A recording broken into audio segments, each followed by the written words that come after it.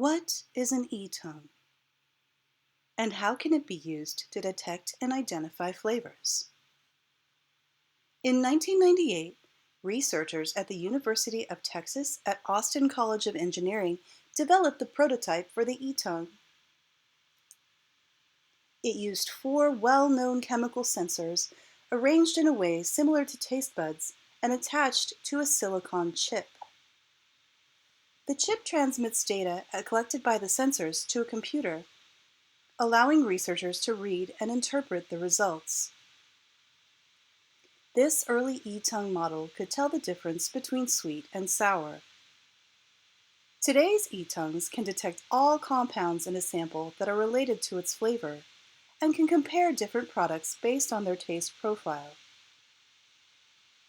Modern e-tongues can assess not only the basic taste elements of sweet, sour, salty, bitter, and umami, but they are also able to pick up on more subtle qualities, such as astringent, metallic, or sharp.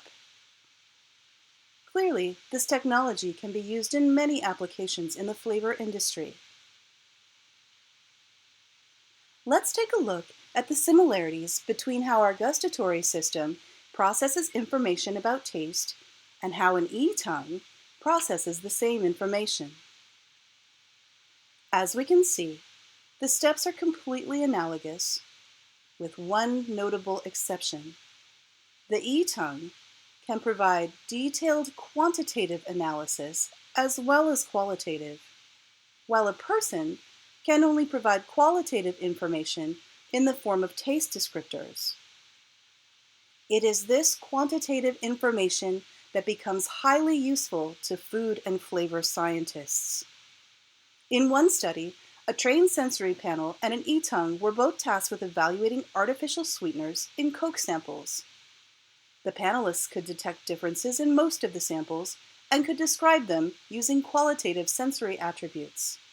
The e-tongue, however, can detect differences, concentrations, even what type of artificial sweetener was used. The e-tongue's sensitivity to discrepancies will certainly improve the future reliability of quality control in the food and beverage industry. The e-tongue will become an important tool in improving safety as well. Both a trained sensory panel and an e-tongue were tasked with determining if batches of processed orange juice had been harvested from healthy trees or trees afflicted with the plant disease HLB. Here is the trained sensory panel's chart, which uses flavor descriptors to determine desirable and undesirable flavors.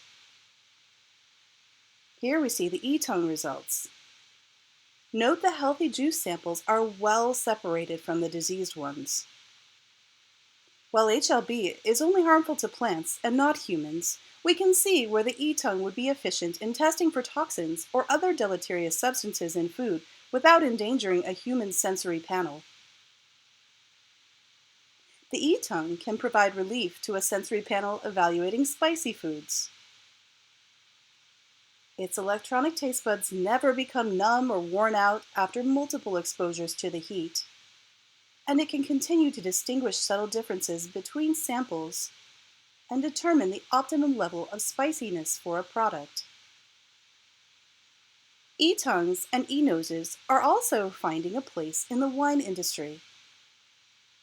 They can determine grape varietals, chemical composition, and even geographical origin. E-tongue wine analysis is proving to be more accurate, cost-efficient, and time-saving than traditional sensory panels. These examples are just a few of the many ways electronic tongues are poised to improve the food and flavor industry. As technology becomes more precise and advanced, we can expect to see many new applications of the e-tongue, which will lead to exciting new innovations in the world of food science.